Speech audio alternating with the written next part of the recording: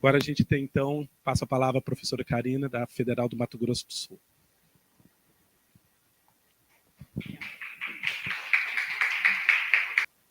Vou fazer minha audiodescrição.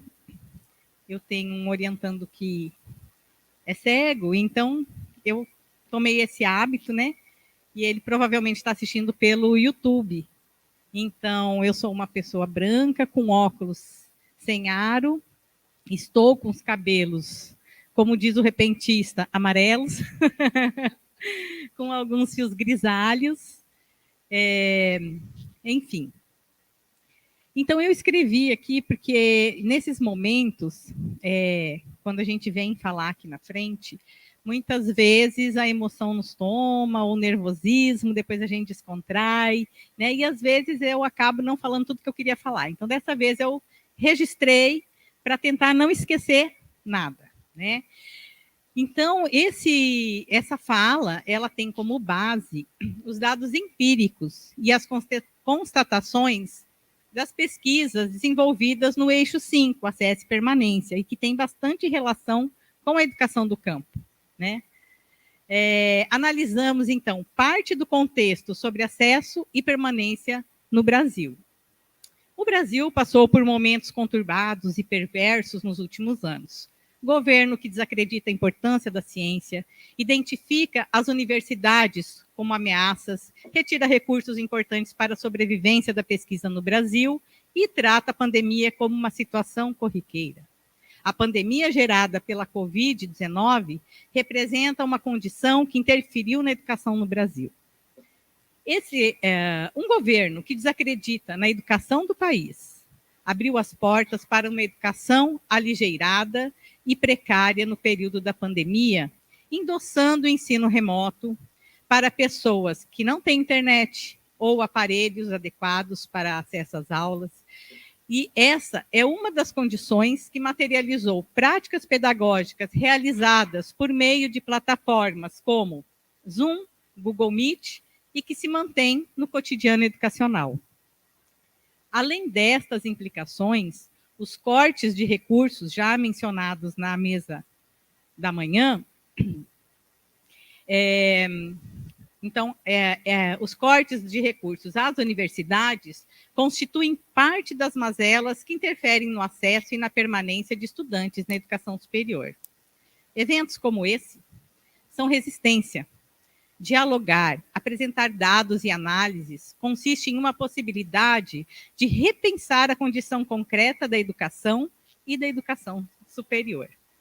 Participar de uma rede como a Rede Universitas favorece um movimento coletivo de pesquisa que nos fortalece e que proporciona uma relação de investigação sob diferentes holofotes, mas com um objetivo em comum: aprender as especificidades da educação superior no país para conhecer o monstro que nos atormenta com as barbáries contemporâneas. Para falar sobre o tema proposto, organizei a apresentação em 2 momentos. Primeiro, a contextualização do movimento social que constitui os estudantes que acessam a educação superior. E depois, um destaque ao acesso e permanência na educação superior com base nos dados envolvidos em nossas pesquisas no eixo. Segundo Camila Potiara Pereira, a quem eu tomei como referência na organização de algumas ideias, na lógica determinada em que sobrevivemos, tentamos nos adaptar e sobreviver em lógicas reorganizadas, onde a tecnologia ocupa lugar de destaque. A adaptação aos filtros, a exposição que de nós é esperada, vem se reconstruindo após o período de pandemia em uma lógica perversa. Nesse sentido, buscamos compreender uma sociedade transformada em espetáculo e que se transforma em mercadoria, assim como a educação. O modo de produção vigente exige exaustão e demonstração de trabalho intenso o tempo todo, inclusive durante a pandemia, enquanto perdíamos parentes, amigos e nós mesmos íamos a fim. Quanto mais cansados, mais importantes e produtivos nos sentimos, mesmo que os produtos não sejam finalizados. O importante é estar sem tempo e atropelado de tanto trabalho. O excesso de trabalho é condição reforçada pelos processos de avaliação e autoavaliação a que somos submetidos constantemente. Como exemplo, plataformas Cupira. Para a Potiara 2022, as telas são o principal meio de contato com a sociedade, com nossos pares, onde o ser se submete ao ter e o ter se submete ao parecer, cujo objetivo final é o like. A pluralidade digital reconhece o aqui e agora, em uma velocidade indescritível e voraz, que interfere nos processos cognitivos e nas relações acadêmicas. A informação depende da ação humana, uma relação complexa, dialética e contraditória. Essa relação no sistema capitalista é intensa e veloz. Não nos dá tempo para reflexão, não nos permite conferir a cientificidade, não há tempo para a contemplação, para o tédio e o ócio, condições fundamentais para o desenvolvimento crítico e para o desenvolvimento do conhecimento científico. A incapacidade de estarmos conosco mesmos, de pensarmos sem uma tela, sem as informações superficiais e momentâneas, prejudica o raciocínio crítico e científico, destrói a possibilidade de reflexão crítica. Atualmente, até o ensino presencial acontece por meio de telas. No site Outras Palavras, é apresentado o filme A Sociedade do Espetáculo, vale a pena olhar. Inspirado na obra do mesmo autor, Guy Debord, que afirma o seguinte: o espetáculo é o discurso ininterrupto que a ordem atual faz a respeito de si mesma. É um monólogo laudatório. Começa no pseudo-diálogo da vida cotidiana e familiar, desenvolve-se na vida econômica, é cultivado metodicamente na universidade e constitui o oxigênio dos meios de comunicação. Nesse contexto de barbárie e de espetáculos, a comunicação está cada vez mais esvaziada de palavras. A imagem é o carro-chefe e quanto mais objetiva, melhor. Os áudios também foram encurtados e acelerados. Quanto mais veloz o repasse da informação, melhor a comunicação no mundo virtual. No mundo da superfície, quem tem tempo para ler, para escutar? Até as palavras são abreviadas para que não percamos tempo, para que sejamos rápidos e cheguemos rápido ao final, deixando de lado a compreensão de que o processo, a trajetória, faz toda a diferença. As carinhas expressam mais do que as palavras. A escrita é ressignificada. E nesse processo, a aprendizagem é desenvolvida com outros sentidos. Quem ensina nem sempre acompanha essas alterações. E, novamente, a relação de ensino e aprendizagem na educação superior é atingida. Nessa lógica, a relação dialética entre pessoa, ser, e objeto, tela, se coisifica. Coloca o ser como consumidor e como produto. O nível de exploração monetiza o lazer, a cultura e a vida.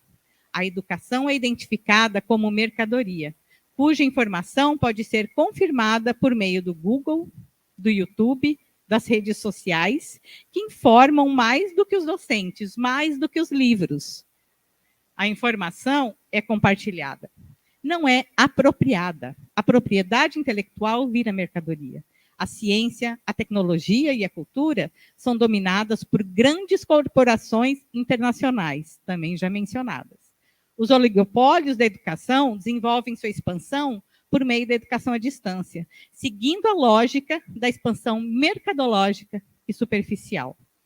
No que tange à educação superior e o alinhamento das discussões em rede de nossas pesquisas, a concepção de acesso à educação superior perpassa o ingresso, a permanência e a qualidade na formação, de acordo com Veloso, Nogueira e Zardo.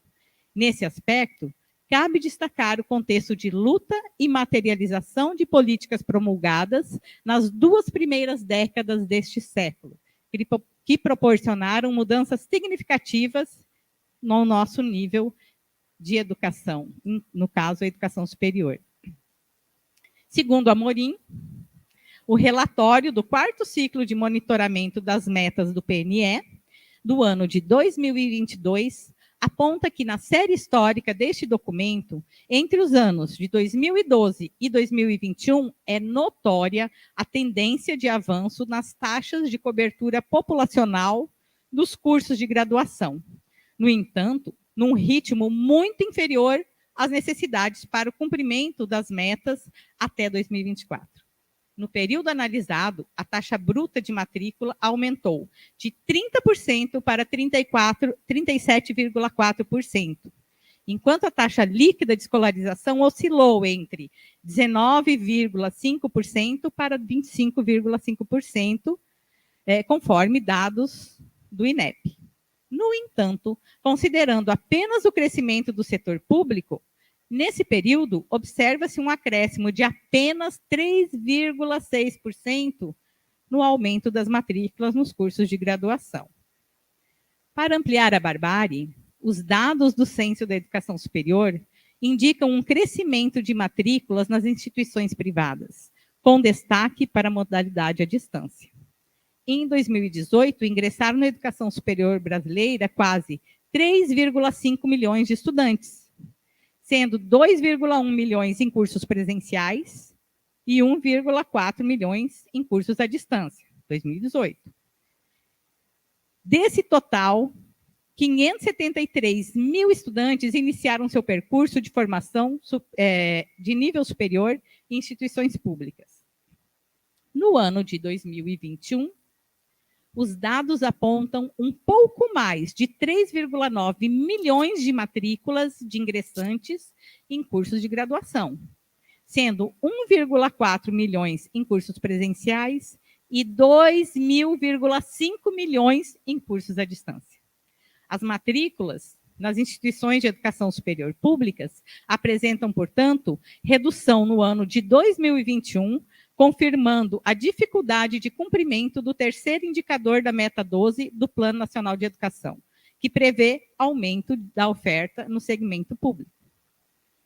Para Lacê, Nogueira e Faria, embora a educação superior tenha sido historicamente marcada por um acesso de grupos restritos aos seus campos e o cenário atual de políticas tenha contribuído para uma mudança paulatina, os estudantes das escolas públicas ainda não conseguem identificar as universidades públicas como um espaço que lhes pertence ou acessível.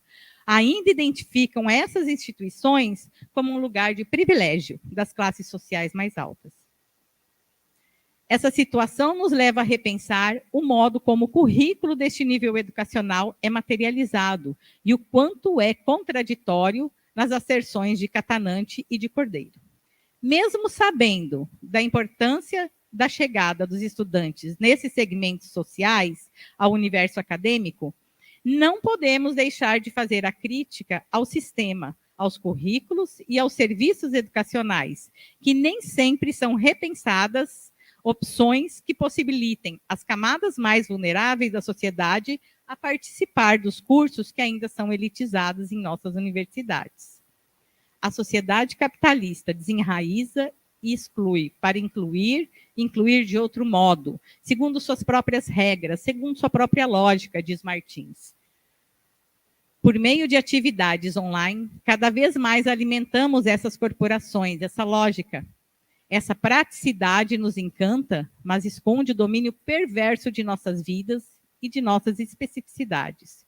Embora as telas possam produzir encontros e se continua um meio de produção de conhecimentos, elas reproduzem a lógica do mercado e nos isolam, nos separam do coletivo e do real.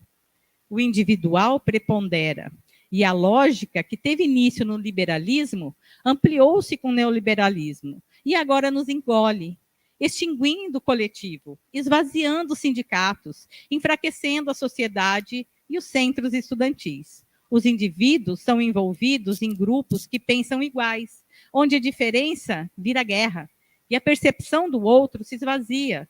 Só existe seu próprio eu ilhado e retroalimentado por pares. As pessoas desconfiam de tudo que não seja pensado por ele mesmo. Pessoas alienadas, exaustas, que não escrevem, que não identificam os efeitos nefastos do capitalismo. Os meados e anseios são patologizados pela sociedade. Patologização dos problemas sociais. Ser humano dopado, alienado, que é moldado por fake news. As ações de permanência que oferecem atendimento psicológico são insuficientes, como indicam os dados de pesquisas, como a tese do Jonathan Alves Martins, orientando da Andréa Quintanilha aqui, da UFRN. De acordo com sua investigação, realizada nessa instituição, mas que expressa um cenário nacional. Jonathan afirma que esse atendimento foi interrompido em 2016. Desde 2017, não há mais agendamentos para atendimento médico aos estudantes atendidos pela política de assistência estudantil da UFRN. O Serviço de Psicologia do DAI oferece plantão para atendimento de urgência aos estudantes. O atendimento é contínuo, com agendamento durante o semestre letivo e ocorre apenas em caráter de emergência. Essa condição é semelhante ao identificado nas demais instituições investigadas pelo Eixo 5. Sobre assistência estudantil, Martins e Souza afirmam: o cenário de cortes nos orçamentos das universidades públicas, combinado com o empobrecimento da população e o desemprego dos jovens, gerou um descompasso entre a demanda por assistência estudantil e os recursos alocados para essa política pública. Segundo Potiara, é nesse contexto que a nova direita vem se enraizando. São mudanças que afetam as coletividades de forma brutal, cuja euforia do ódio se materializa por meio desse sujeito, desenvolvido pela história complexa e contraditória. Para Alessê Nogueira e Faria, os recuos democráticos vivenciados a partir do golpe de 2016 deixam marcas indeléveis nos direitos sociais, nas políticas educacionais de educação básica e superior, no Estado democrático e de direito. O modo de produção capitalista capta adeptos. A nova direita é uma fusão do neoliberalismo e do neoconservadorismo que invade as instituições, inclusive as de educação superior públicas, seja na sala de aula, seja na gestão ou na docência. A nova direita aceita parcialmente políticas sociais compensatórias, desde que sejam focais e de curto prazo. O controle é a ação preponderante para os representantes da nova direita. Nessa lógica, identificamos a negação das políticas de ampliação de acesso por meio de cotas, além das tentativas de burlar esse processo que se mantém há mais de 10 anos. Segundo Maciel Teixeira e Santos, as bancas de heteroidentificação para ingresso nos cursos de graduação por meio de reserva de vagas foram desenvolvidas em detrimento de denúncias de fraudes e irregularidades no acesso à política de cotas. Outro aspecto que materializa essa condição é a manutenção do PNAES, Plano Nacional de Assistência Estudantil, como principal financiamento das ações de assistência estudantil, tendo a vulnerabilidade, a meritocracia e a contrapartida como principais características desta política que favorece a permanência. A nova direita vai nos devorando enquanto tentamos decifrá-la, assim como devora principalmente as políticas sociais, carregando em si alto potencial destrutivo. É uma fusão do que existe de pior no neoliberalismo, neoconservadorismo e fascismo. Alimenta a violência como estratégia de poder, tornando-a banalizada. Essa violência teve sua expressão como espetáculo de horror no dia 20 de abril de 2023, quando as aulas na educação básica e superior foram canceladas, alteradas e em detrimento de ameaças terroristas fascistas. Esse movimento da nova direita foi desenvolvido historicamente em um terreno fértil que aniquila a população indígena e que continua excluindo a população negra. Uma realidade que tem expressão no Brasil, mas que não se limita geograficamente. É um fenômeno globalizado que expressa conservadorismo e violência de forma assustadora. Sob esse cenário da educação superior, o acesso de grupos específicos continua com lacunas. Mesmo que as pesquisas demonstrem que houve um aumento de estudantes negros, pretos e pardos, estudantes indígenas, quilombolas e com deficiência ainda carecem de outras ações para ingressarem nesse nível de educação. Desde 2008 tem havido uma redução no número de ingressantes indígenas.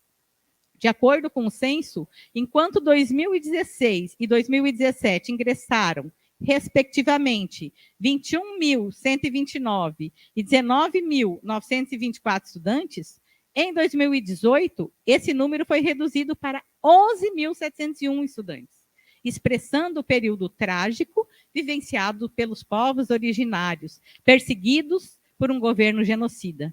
Além desses dados, por meio do censo, também identificamos que no período de 2012 e 2021, as mulheres indígenas ingressaram e concluem mais a educação superior do que os homens indígenas. Sobre o acesso de pessoas com deficiência, segundo os dados também do censo, em 2011, o número de estudantes com deficiência, transtorno global do desenvolvimento e altas habilidades de superdotação era de 22.367. E em 2021, esse número aumentou para 63.404. Embora identifiquemos o aumento nesse ingresso, ainda corresponde a menos de 1% dos estudantes matriculados em cursos de graduação no Brasil. Em relação às especificidades desse grupo, os dados apontam que os estudantes com deficiência física totalizam 20.206, enquanto os matriculados com baixa visão totalizam 20.172. No entanto, é importante destacar que o registro desses grupos apresenta lacunas importantes, como a identificação de estudantes que usam óculos como sendo baixa visão, altas habilidades sendo identificadas como deficiência, e a diversidade de termos utilizados para identificar esse grupo na educação superior e que interfere na organização dos dados estatísticos. No que tange ao acesso de estudantes negros, pretos e pardos na educação superior, desde a institucionalização da política de cotas, houve um aumento significativo da presença desse grupo nos campos universitários. Segundo o Evangelista, com base nos microdados, identificamos que enquanto em 2013 ingressaram cerca de 72.012 pessoas autodeclaradas pretas e 295.583 autodeclaradas pardas, em 2021 os números aumentaram para 101.935 ingressantes autodeclaradas pretas e 429.763 autodeclaradas como pardas. Frente ao acesso de estudantes quilombolas, as instituições federais de educação, a pesquisa de Oliveira afirma que, em 2018, havia 10.747 quilombolas matriculados e que, em 2020, 5.546 eram beneficiados pelo programa de Bolsa Permanência do MEC. Consoante a tais informações, conforme a pesquisa de Freitas, algumas instituições adotaram em sua política institucional uma reserva de vagas específica para esta parcela de estudantes, que apresentam uma trajetória de vida acadêmica particular. Entretanto, no ano de 2019, das 106 universidades pesquisadas, somente 21 implementaram política de acesso específica para estudantes quilombolas. Os dados acima se aliam às análises engendradas por Lima, Mesquita e Souza, que reafirmam que as políticas como ProUni, FIES, Política de Cotas, REUNE e SISU democratizaram o ingresso, mas que o problema da evasão e da permanência ainda persiste. A luta de classes continua e se expressa na educação superior, onde a lógica neoliberal tem se materializado por meio do ensino remoto, pelo sucateamento das instituições e pelo crescimento vertiginoso das instituições isoladas e privadas em sentido estrito. De acordo com o censo de 2021, as instituições privadas ainda possuem mais unidades do que as IES públicas. Atualmente, o país possui 2.261 instituições privadas. Em contrapartida, 313 instituições públicas. dados que representam um contínuo crescimento desse setor, bem como concentram um maior quantitativo de ingressantes, concluintes e, por conseguinte, formam a maior parcela de profissionais que chegam ao mercado de trabalho. Amorim destaca que em 2021, dos 3.944.897 estudantes que ingressaram nos cursos de graduação, 3.452.756 ingressaram em as privadas. Destes, 70,5% em cursos à distância e 29,5% em cursos presenciais. No mesmo ano, apenas 492.141 ingressaram em instituições públicas, sendo destes 91,4% em cursos presenciais e 8,4% em cursos à distância. No que tange aos concluintes, um total de 1.327.188 são oriundos das instituições privadas. E 1.107.846 estudantes concluíram na rede pública. As instituições privadas, em sua maioria faculdades, utilizam a educação à distância para desenvolver sua expansão, vendendo cursos em pacotes e precarizando a qualidade do ensino massificado, que não prioriza a pesquisa e a extensão. A educação à distância invade a educação presencial e proporciona o repasse da mesma aula para vários cursos e estudantes ao mesmo tempo, fomentando o ensino unilateral, sem espaço para interlocução entre o estudante e o docente.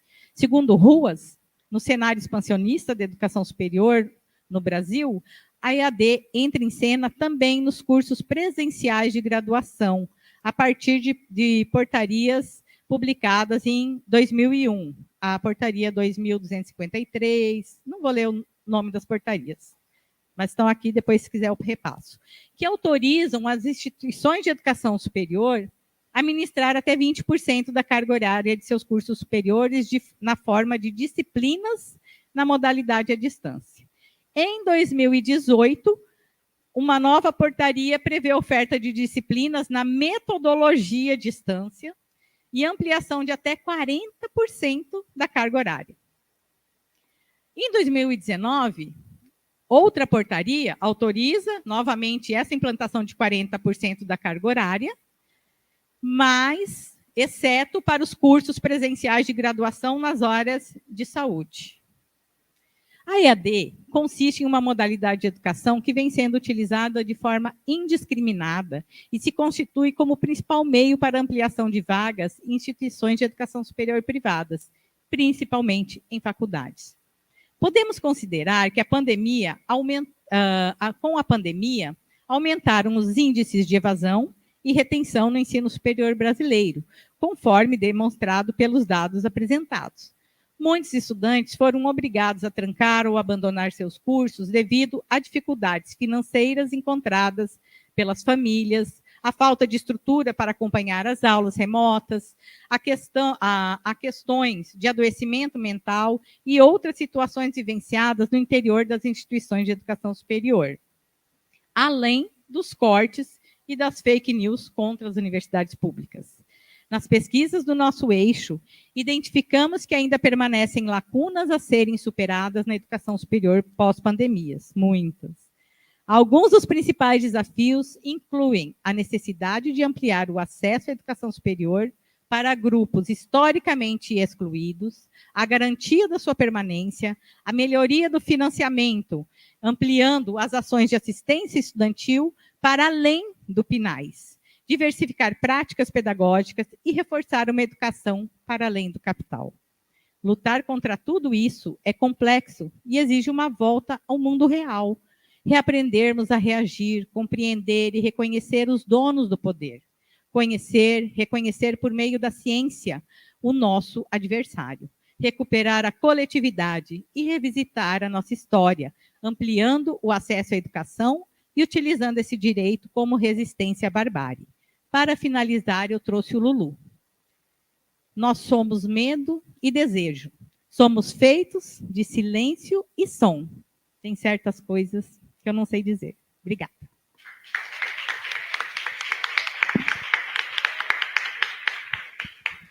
Obrigado, professora Karina, por sintetizar. O texto é longo, mas ainda é síntese, né? Diferentes trabalhos, né, pesquisas que são desenvolvidos pelo Eixo 5. Eu vou passar agora para a professora Karine, da Universidade Federal de Goiás, que vai coordenar os trabalhos agora de discussão.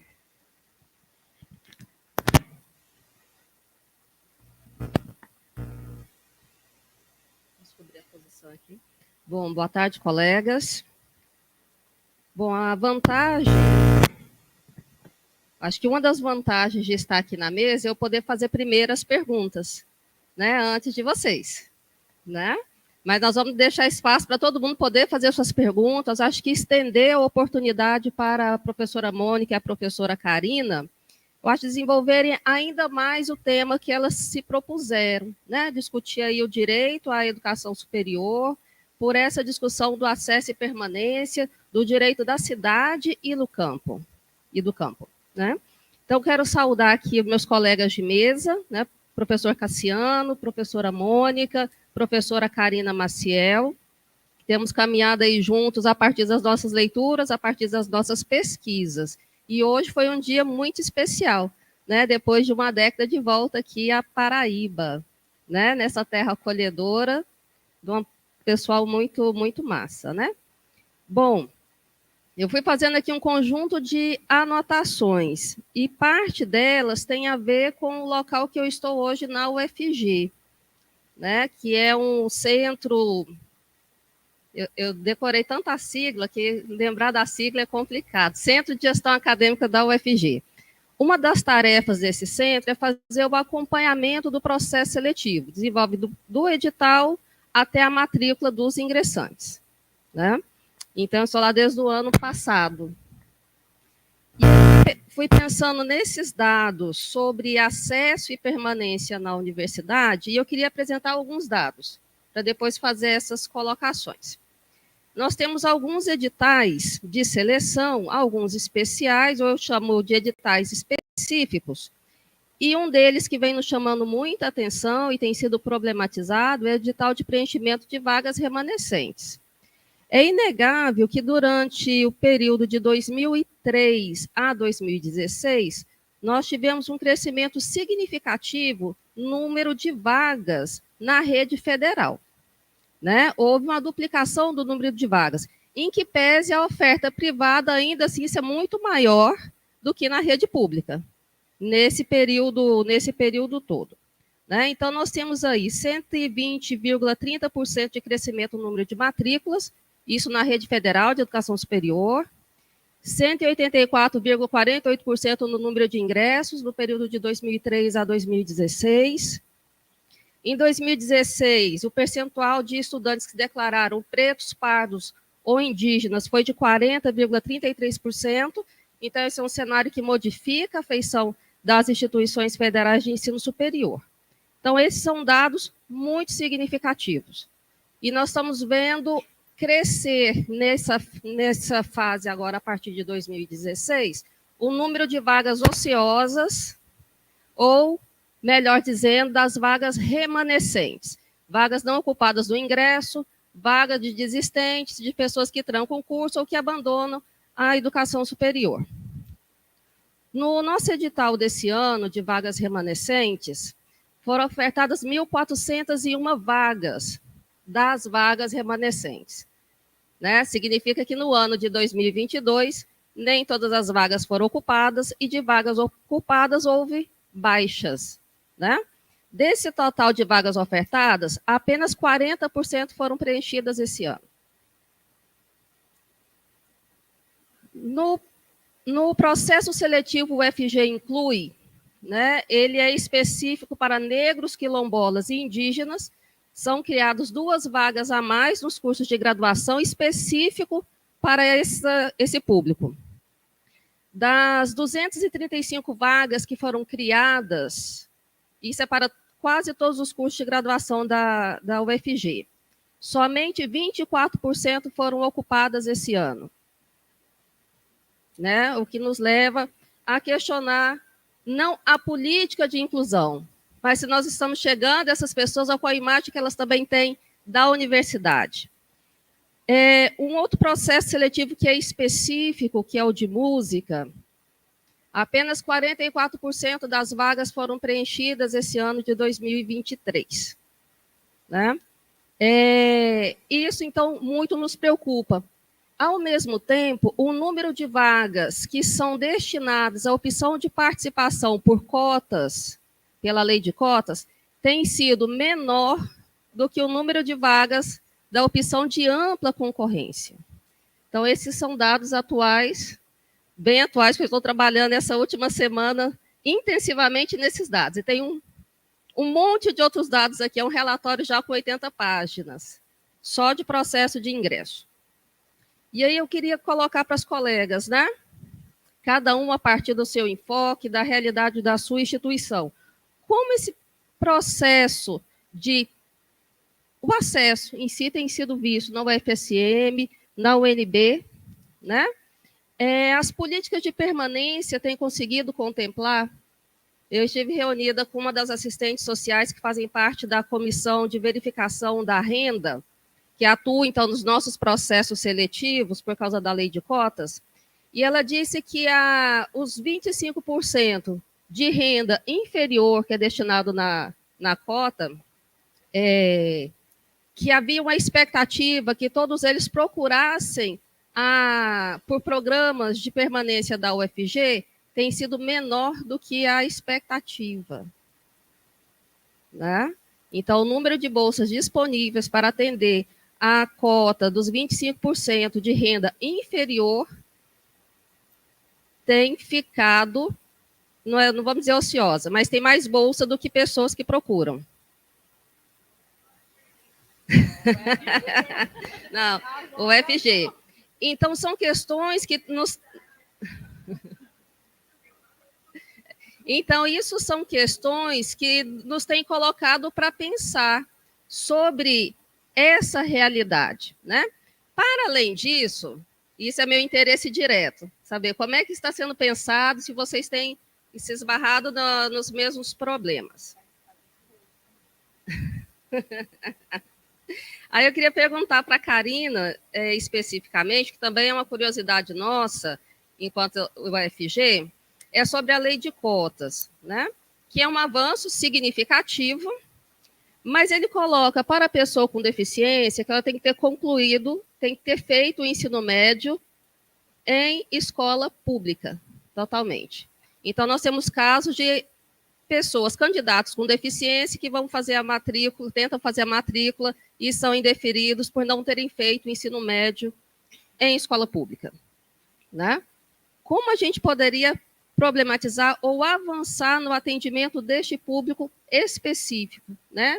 Das pessoas que conseguem, com muita dificuldade, concluir o ensino médio e, por vezes, são impedidas de fazer matrícula no federal pela lei de cotas, que é um avanço. Então, não é uma crítica à lei de cotas diretamente. Para a Mônica, né, ela falou de dois assuntos que muito me interessam, né, que é o LEDOC, licenciatura do campo, né, que nós conseguimos preencher quase a totalidade de vagas este ano, depois do edital específico e mais um suplementar. O ano passado nós só tivemos 2 estudantes ativos que ingressaram, esse ano já são 33 de 40 vagas, mas que a oferta inicial era de 120 quando o curso foi criado. Né? Como é que está a evolução na UNB? E sobre o Pronera, quais são suas expectativas para a retomada, pelo menos em Goiás eu precisaria dizer isso, a retomada dos cursos de graduação pelo Pronera, já que o UFG ofertou o curso de Pedagogia da Terra e um curso de Direito, que já foi um avanço muito significativo lá para o Estado. Bom, eu vou encerrar por aqui, mas eu teria aqui muitas outras perguntas para esse diálogo se estender também com vocês.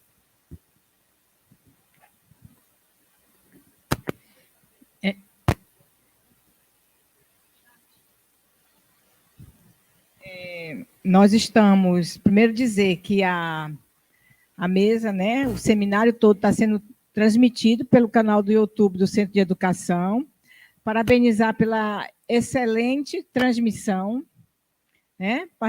Parabenizar o setor de comunicação do Centro de Educação pela excelente transmissão e dizer que nós estamos aqui com a nossa coordenadora da rede online, que, infelizmente, por motivos maiores, ela não pôde estar presente, apesar de ter passagem comprada e tudo, e que ela está aqui atentamente acompanhando o seminário e faz 2 questões. Certo? Não poderia deixar de não fazer, é lógico, né? A professora Vera Jacó. Então, a primeira questão vai para a professora Mônica. Tá? Deixa eu achar aqui rapidinho, Mônica. Quais as perspectivas que se pode ter em relação à possibilidade de retorno da licenciatura de Educação do Campo diante do arcabouço fiscal, das políticas de arcabouço fiscal atualmente, né, no governo atual? E para a Karina,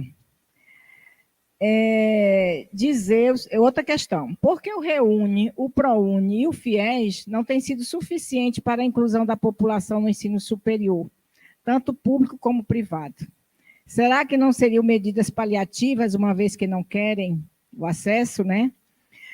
Então, colocada aí no chat, né, as questões da professora Vera Jacó, que agradecemos a participação. E, assim, eu queria comentar um pouco as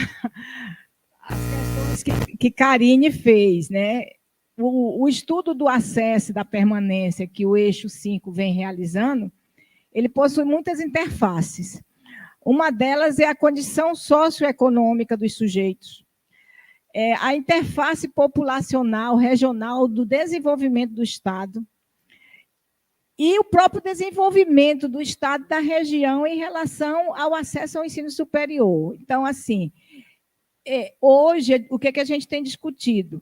Que é importante fazer estudos de caso para entender peculiaridades de gestão institucional que podem garantir acesso maior e permanência, porque o debate da permanência ele é uma interface de políticas macros e micros.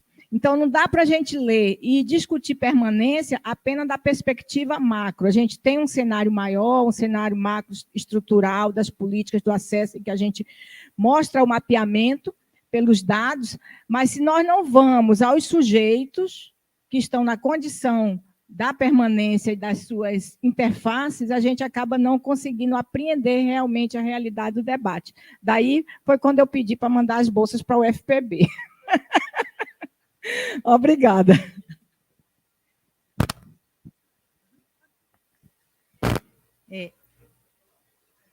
Eu acho... Vou responder rapidinho. É rapidinho.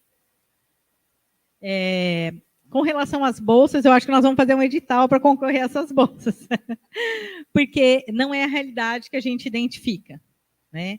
Pode ser que os estudantes cotistas com baixa renda não tenham procurado, mas, como eu falei, hoje as bolsas de apoio, elas estão com base em alguns critérios que são muito questionáveis. A questão do mérito, a questão da renda, né? Tem estudante que precisa de apoio, de permanência, que não é só econômico. São outras questões também, além da questão econômica, né? Então, tem um conjunto de relações aí que precisa ser identificado, por isso a Edneide fala da questão dos estudos de caso, né? Mas essa bolsa sobrando não é uma coisa que acontece.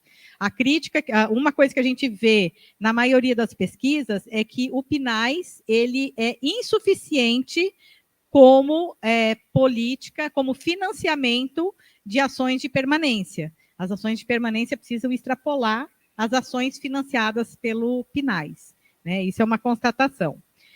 A questão das pessoas com deficiência e a questão das cotas, que não são oriundas de escola pública, é que a política de cotas tem toda uma história de luta antes dela ser publicada pelo governo federal, e foi uma luta travada pelo movimento negro. E aí havia muita resistência com relação a isso. Aí o primeiro corte é o corte social, então tem que ser oriundo de escola pública. Depois, em 2016 somente, que as pessoas com deficiência passaram a fazer parte desse grupo, né? Então, como tinha cotas, mas tem muitas pessoas que entram, pessoas com deficiência, sem cotas. A questão principal com relação às pessoas com deficiência, tem dificuldade de ingresso, com certeza, tem muito para ser pesquisado sobre isso ainda, mas a permanência é um... A gente tem algumas pesquisas já consolidadas, já finalizadas com relação a essas questões específicas. Eu mencionei algumas aqui na minha fala, né? Mas devido ao tempo não dá para a gente discorrer muito sobre ela, mas a própria identificação do que é uma deficiência, porque a política de cotas é para pessoas com deficiência. Por exemplo, pessoas com TEA, pela política de inclusão, são pessoas com deficiência, então elas têm direito. Pessoas com altas habilidades, não. É outro grupo, não participa da cota. Então, tem várias questões específicas, né? E a questão que a Vera falou, que os programas, esses mencionados, não resolveram o problema do ingresso, porque eu penso que esse problema do ingresso, da permanência e da conclusão, ele não se resolve somente com políticas focais. A maior parte dessas políticas, elas foram focais, né? São políticas que foram implantadas em determinado período, né, como uma possibilidade concreta naquele momento, mas que precisam de outras questões. Nós não temos, por exemplo, a gente não teve uma reforma da educação superior que mude o conjunto das ações. E, além disso, tem uma questão, né, que é social e que se expressa na educação superior. Então, provavelmente, programas focais não resolvem um problema que é estrutural, né? Uma sociedade que é desigual. Então, acho que tem a ver com isso, essa questão dos programas focais. Respondendo bem aligeiradamente. Obrigado, professora Karina. Passo para a professora Mônica. Então, primeiro, Karina, que fala maravilhosa. Karina Maciel, que show de texto. Parabéns. Excelente apresentação e questões super inquietantes, né? Aí, Karine, três coisas, assim, olha só. Primeiro, a questão do vestibular, né, da UNB. Nós temos feito um trabalho bem intenso com os próprios estudantes, envolvendo os nossos estudantes em curso por um trabalho grande de mobilização para a seleção do vestibular. Isso tem feito uma diferença enorme, enorme, enorme. Nós tivemos no último 900 inscritos, mas por quê? Todos os estudantes da licenciatura, nós fizemos um trabalho junto com esses estudantes de formação, de mobilização. Parte do nosso princípio educativo é o trabalho coletivo e a auto-organização. Com esses dois princípios, nós envolvemos esses estudantes no trabalho de mobilização dos estudantes das suas comunidades. E isso fez muita diferença, né? Faz alguns anos que nós estamos fazendo isso, e isso tem dado tão certo que o professor que coordenava isso, no nosso curso, o professor Felipe Canova, que é o nosso professor da área de artes, foi chamado pela reitoria para coordenar o vestibular geral da UNB, né? De tão certo que deu esse trabalho que a gente vem fazendo. Mas, inclusive, com várias alterações no edital, por exemplo. Os editais normalmente são muito excludentes para os agentes do campo, né? Quando a gente começou esse trabalho, a própria questão lá do upload, né, para os estudantes, para entender o que era isso, para compreender, para anexar, já é excludente pela forma que é o edital, entende? De ser tudo pela internet. Nós fomos brigando.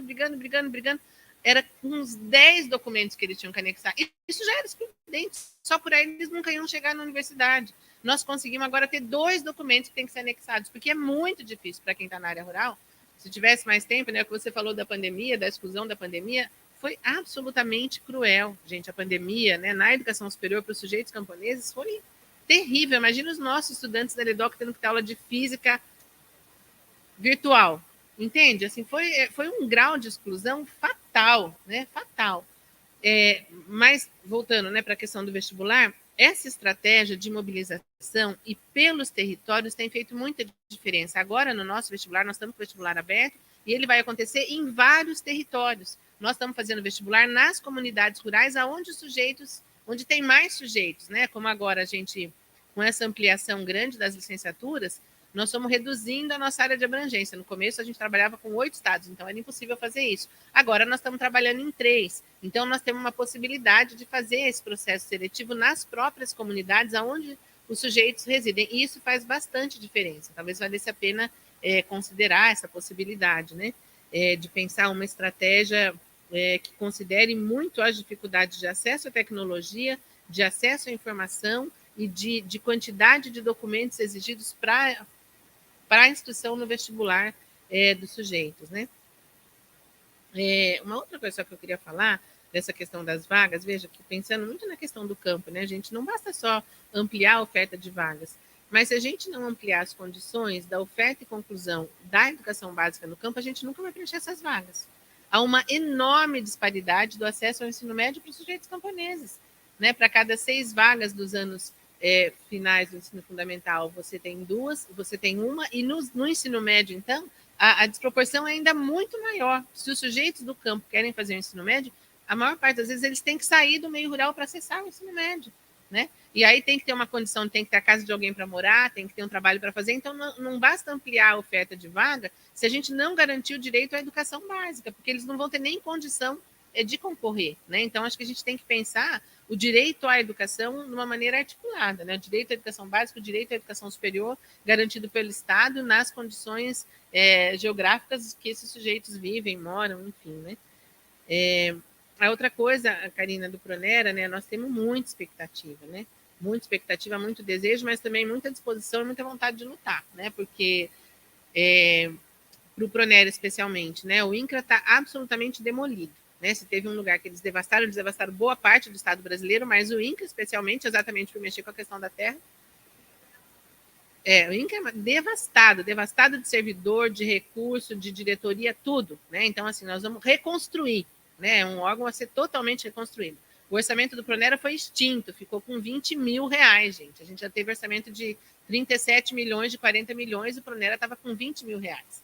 Nós fizemos, eu falo, o Fórum Nacional de Educação do Campo, né, a organização coletiva que nós integramos, que reúne todos os sujeitos coletivos do campo, MST, CONTAG, as universidades, os fóruns estaduais, regionais de educação do campo, enfim.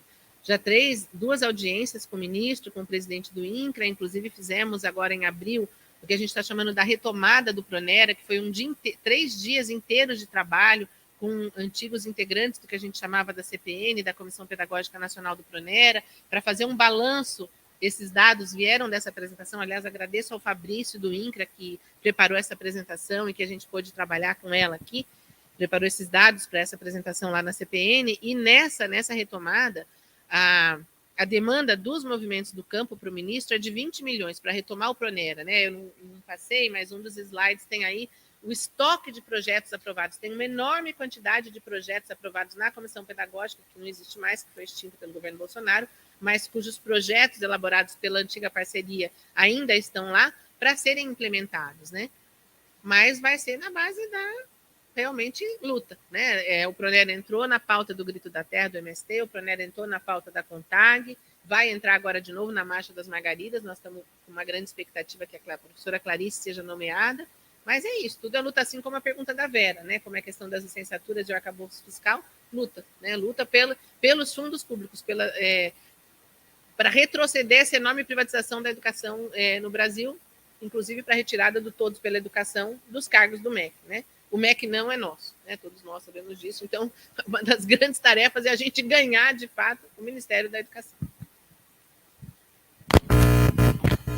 Antes de passar para a professora Ednei, só um comentário sobre exclusão de acesso. Se a gente considerar que quase todas as universidades federais, grande parte das estaduais, utilizam o Enem, o Brasil tem mais de 5.500 municípios, e o Enem, eu puxei aqui, eu sabia, que era um número bastante reduzido, apenas 1.700 municípios do Brasil têm Enem. Então, só o dado que é o próprio governo que produz a exclusão. Então, a gente tem que estar bastante atento a essas questões, são muitas as variáveis, né? E se a gente olha para a própria política, a própria política é excludente. E, para piorar, nos últimos 4 anos, ele não é feito mais no mesmo final de semana. Os estudantes que não são do município, onde tem o Enem, tem que 2 finais de semana distintos para poder fazer a prova. Professora? Outra questão que o livro publicado pela FAPEMAT aponta também, com relação à questão da não solução dos problemas de ingresso por esses programas, é que os estudantes do ensino médio, eles não se sentem, né, aptos a ter acesso à educação superior pública. E agora, com esse novo ensino médio, a tendência é que isso piore ainda mais. E aí, ela falou da pesquisa da FAPEMAT, né? Nós temos aqui o grupo do Eixo 5, boa parte do grupo do Eixo 5, que tem um livro muito importante que exatamente retrata essa problemática da passagem do ensino médio para o ensino superior. Então, a questão, por exemplo, da ociosidade de vaga, que é uma outra questão, além da ociosidade de vaga, é a questão também da retenção.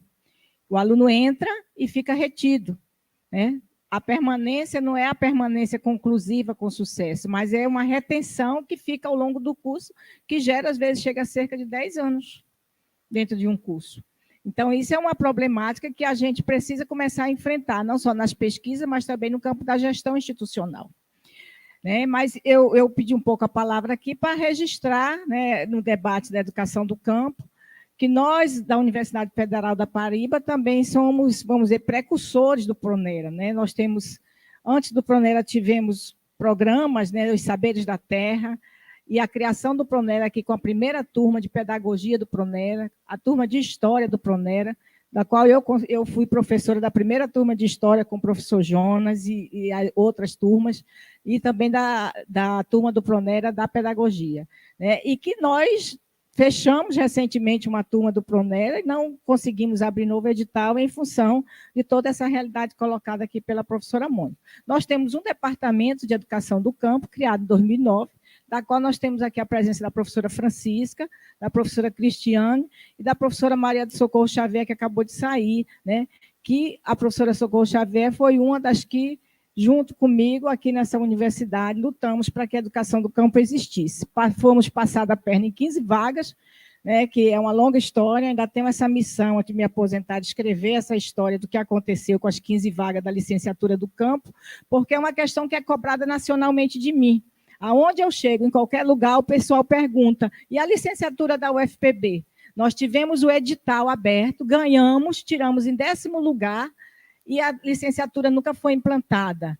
Né? Inclusive, foi criada a licenciatura, porque a licenciatura ela foi criada no Consune e não foi aprovado PPC no CONCEP por muitas questões outras. Né?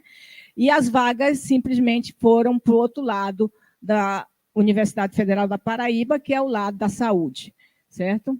Então, é uma longa história que a gente está juntando toda a documentação para fazer esse dossiê ainda, antes de eu me aposentar, eu prometo, Mônica, que eu vou escrever isso. Ainda da denúncia dessas vagas e de toda a documentação do que aconteceu com a licenciatura em Educação do Campo nessa universidade. Certo? Então, registrar isso, né, e registrar a presença das professoras aqui e agradecer, né, o trabalho. E aí a questão que se faz é quais as possibilidades do retorno do Pronera. A gente tem rapidamente aqui Elisete e Andréia, né, que estão presentes, a gente abre, considerando o nosso horário de saída, 16h30. Já, né? Bom, boa tarde a todos e todas presentes nesse evento. Cumprimento a mesa, parabéns, Mônica e Karina, pela apresentação dos 2 eixos. Eu sou do eixo 5. E quando eu levantei a mão, a Karina já falou do livro, e esses dados estão publicados nesse livro, ainda e-book, está no site da editora da Unemat, um e-book que nós publicamos sobre acesso e permanência na educação superior, interface com o ensino médio. E nesse e-book a gente tem esses dados, não dá para apresentar todos os dados aqui. Mas está todos no livro, porque tem vários artigos, e todos os artigos, né, Dineide? Cada um apresentando alguns dados.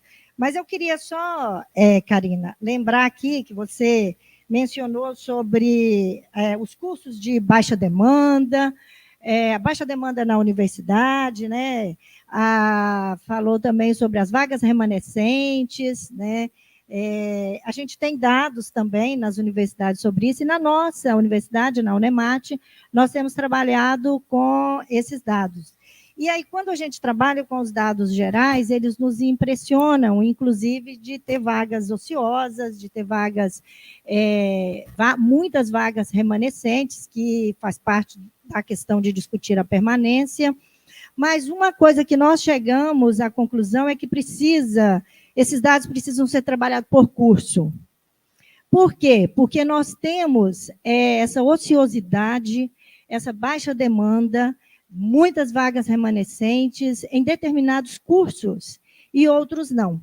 E nas nossas pesquisas, não dá para apresentar todas aqui, mas no grupo, no eixo, nós apresentamos algumas.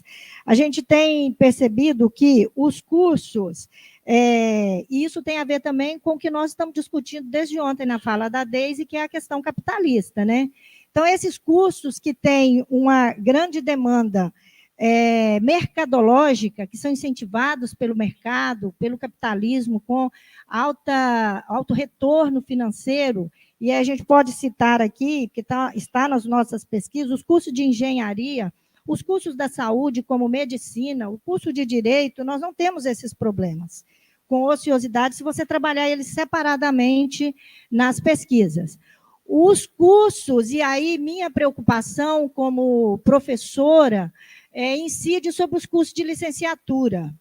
Os cursos talvez isso não seja uma realidade da universidade de vocês, né? Mas na Unemat nós temos percebido que os cursos de licenciatura, eles estão esvaziados, estão com baixa demanda, estão com ociosidade. Nós temos muitas vagas remanescentes, nós abrimos na Unemat 2 editais de vagas remanescentes todos os anos. E esse ano eu aposentei da universidade, então agora estou fora da graduação, estou só na pós. Então, eu não estou acompanhando tanto, mas acompanho mais pelas pesquisas. E os meus colegas acabaram de me dizer ali que a Unemat abriu uma forma de acesso para alguns cursos que é por ordem de inscrição. Então, nós temos 30 vagas, as 30 primeiras inscrições estão aprovadas. Ou seja, são cursos, curso da matemática, curso de história, cursos de licenciatura. Isso muito tem nos preocupado. A gente tem discutido os fatores interferentes também dessa questão, estão publicados, mas nós precisamos de estar discutindo mais essas questões no nosso eixo, aqui na rede Universitas, para que a gente pense também como é que nós vamos ficar enquanto professores nessa nova década, nessas novas formas de regulação desse capitalismo que nós temos por aí. E isso nós estamos discutindo desde ontem. A gente discute o modo de produção capitalista, nós estamos discutindo as formas de regulação na educação e nós estamos deixando um pouco de discutir as questões da docência, da licenciatura, que nos preocupa enquanto dados, né, Karina? Que a gente tem isso enquanto dados na universidade. E aí, Mônica, a gente precisa pegar a sua estratégia. Porque quando você começou a sua fala, eu cutuquei lá o Marcos falou, é o que nós estamos falando. A educação do campo, o curso de licenciatura. A Mônica disse que eles estão fazendo estratégias diferenciadas. Vai até a comunidade, tem acesso diferenciado, tem ingresso diferenciado, leva o vestibular lá, e nós precisamos começar a pensar nisso também. Então, assim, esses dados me preocupam bastante, tá, Karina? Eu também trabalho bastante com os dados lá da Covest, isso tem nos preocupado. Mas eu penso que nós precisamos começar a fazer essas pesquisas e trazer os dados por curso, filtrar os dados por curso e começar a discutir melhor onde estão os fatores que interferem essa problemática diretamente na universidade, do ingresso e da permanência. Obrigada. Obrigado, professora. Só ela. Nós, com a pergunta da professora, depois a gente vai, então, voltar à mesa e fazer um encerramento. A professora Dineide está pedindo que a gente faça o encerramento na sequência. Boa tarde a todos e todas. Eu sou Francisca Alexandre, sou professora aqui do Centro de Educação, professora do curso de Pedagogia com área de aprofundamento em Educação do Campo. Para nós é um prazer estar com vocês aqui, nesse diálogo tão rico para nós aqui do Centro de Educação. Parabenizar a professora Edneide e toda a sua equipe pela organização do evento, um evento de grande porte, né, de grandes diálogos que traz para nós aqui da pedagogia com a área de aprofundamento da educação do campo grandes reflexões. E é nesse sentido de trazer reflexões para cá, professora Mônica, que eu trago uma questão aqui do grupo, já mencionada aqui pela professora Edneide, Eu, professora Socorro, Nilvânia, Gislaine, Cristiano, tem que fazer a propaganda também da pedagogia do campo, né, Dineide? Então, a questão que nós formulamos ali é o seguinte: uma era o Pronero, acho que Mônica já trouxe todo um desenho aí de como está o INCRA, de como está o Pronera, mas a gente ainda insiste no programa porque a gente acredita muito na formação específica para os povos campesinos. Agora, a outra questão, Mônica, nós temos a possibilidade de fazer uma especialização em educação do campo. Estamos com o projeto aprovado no departamento, no Conselho de Centro, levamos o projeto para o CONCEP, e aí nós queríamos saber de você o que você pensa da formação continuada, não inicial. Inicial, nós também concordamos com você, quando você diz que não dá para ser curso de formação à distância, mas nós perguntamos o que você pensa de cursos de formação continuada à distância na educação do campo. Porque nós temos um público de uma carência desde o governo Temer, que nós não temos políticas específicas para a formação dos povos campesinos. Quando eu digo políticas específicas, eu estou me referindo ao Pronera principalmente. Então, o que é que você pensa sobre a formação continuada na modalidade à distância?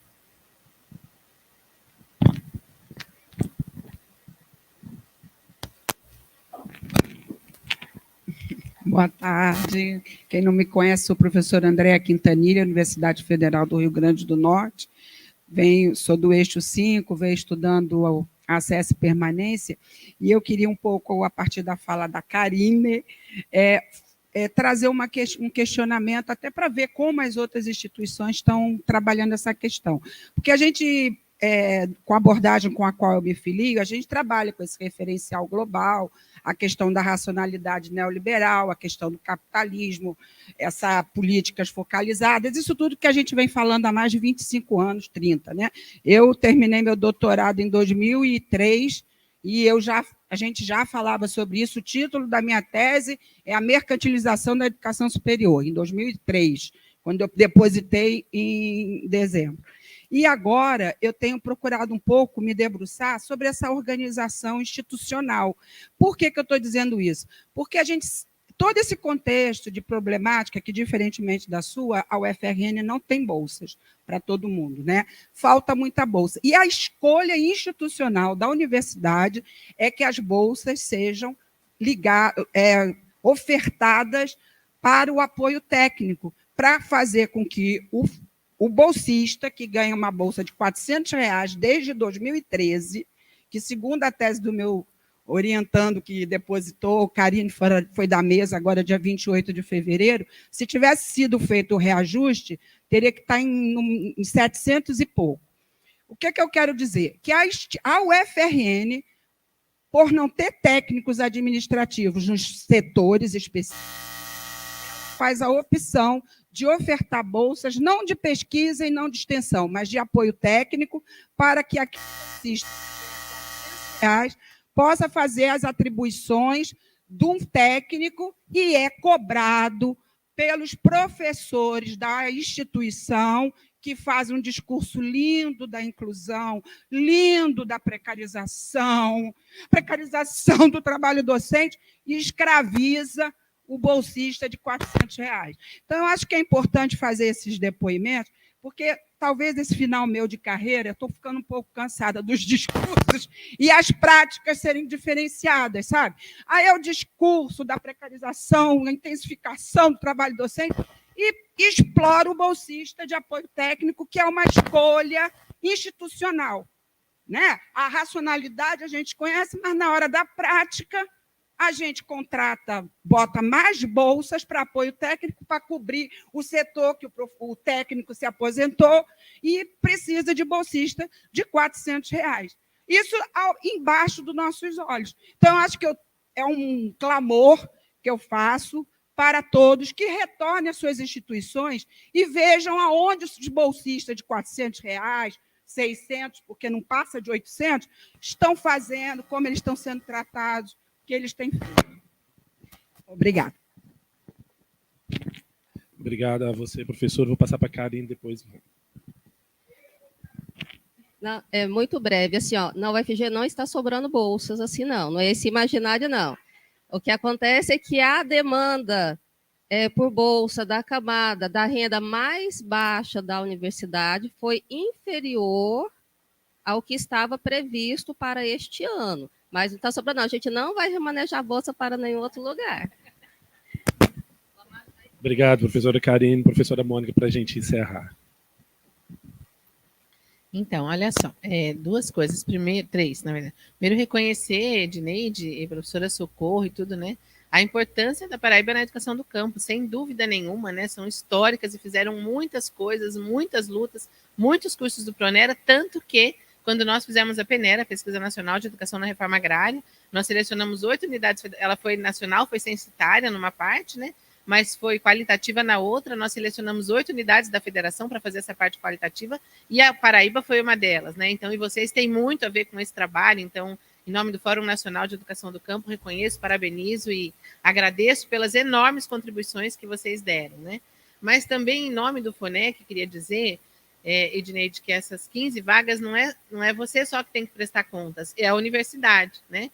E acho que agora vai ser um ótimo momento para essa cobrança vir pelo próprio Fórum Nacional de Educação do Campo, considerando que está no MEC uma pessoa da Paraíba, né? A professora Socorro, da UFP, da Universidade Federal de Campina Grande, do campo de Sumé, que é lá da licenciatura e está lá. E sempre realmente existe essa cobrança dessas vagas, porque o mais difícil na universidade, todos nós sabemos, são vagas de concurso docente, e são 15 vagas. E 15 vagas que vieram para implementar um curso que tem uma enorme demanda no Estado, né? Então, acho que esse pode ser um ótimo momento para a gente retomar isso, para vocês acumularem força para a universidade resolver como é que ela vai devolver essas 15 vagas. Porque essas 15 vagas vieram para este curso, né? Então, acho que esse é um ponto bem importante, que bom que você retomou isso, né? Me coloco à disposição, vou estar na Comissão Nacional, o MEC está criando agora, recriando as comissões, uma delas é a Comissão Nacional de Educação do Campo, nós estaremos na CONEC pelo FONEC, e vou levar essa pauta em nome do FONEC para a gente articular junto, para lutar aqui, para recuperar essas 15 vagas para a educação do campo. Acho que isso é fundamental. Acho que isso é fundamental, né, gente?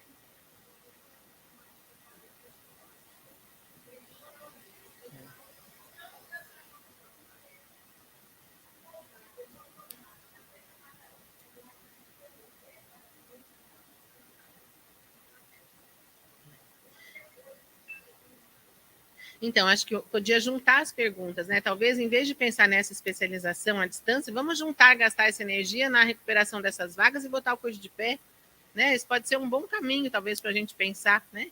Veja, não é que eu seja contra. Nós fizemos, na pandemia, nós fizemos uma especialização à distância, porque não tinha outra alternativa. Mas não é a mesma coisa, gente, não é o mesmo processo formativo. Se não tiver nenhuma possibilidade desses educadores que vocês vão formar, para eles poderem continuar estudando, fazer à distância, tá, né? Mas penso que não é o caso da Paraíba, né? Existem regiões com muito mais dificuldade de acesso e o pessoal tem lutado para manter a educação presencial, porque isso não é socialização de conteúdo só, né? Tem muito mais coisas que a gente faz nas formações da educação do campo, a formação de valores, os princípios da educação do campo, o processo organizativo, processo de luta coletiva, né? Tem muitas coisas que a gente perde na distância. Se fosse o único caminho, como foi na pandemia, tudo bem, nós fizemos, inclusive nós da UNB fizemos a Escola da Terra à Distância, trabalhando com a pedagogia socialista, e foi um enorme desafio, porque instituímos o trabalho coletivo deles mesmo à distância, entende? Então, eles tinham que pensar coisas juntos, construir coisas juntos, mas não é a mesma coisa. A gente perde muito nas relações sociais, a gente perde demais. Tudo aquilo que a Deise falou ontem dos adoecimentos, tudo aquilo que a Karina falou hoje dos adoecimentos, isso faz parte, gente, sabe? É entrar nessa lógica. Só se não tiver jeito, olha, entre a perda do direito à educação e a educação à distância. Agora, tendo possibilidade de escolha, façamos de uma outra forma, né? É assim que a gente vai construir, né, essas reações sociometabólicas, é assim que a gente vai enfrentar essa lógica do capital que destrói a tudo e a todos e faz a fagocitose de tudo. Existe outro caminho. É trabalhoso? É, mas existe outro caminho. Então, pela nossa própria saúde mental, emocional, pelas relações sociais, por acreditar nesse outro mundo possível, né? Para não matar a esperança, como não se mata o mar, eu acho que a gente tem que insistir.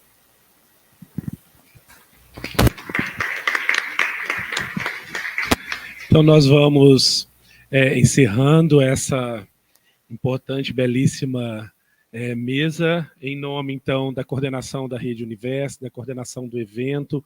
A gente agradece a professora Mônica, a professora Karina e a professora Karine, né, e a todas e todos que estão aqui conosco.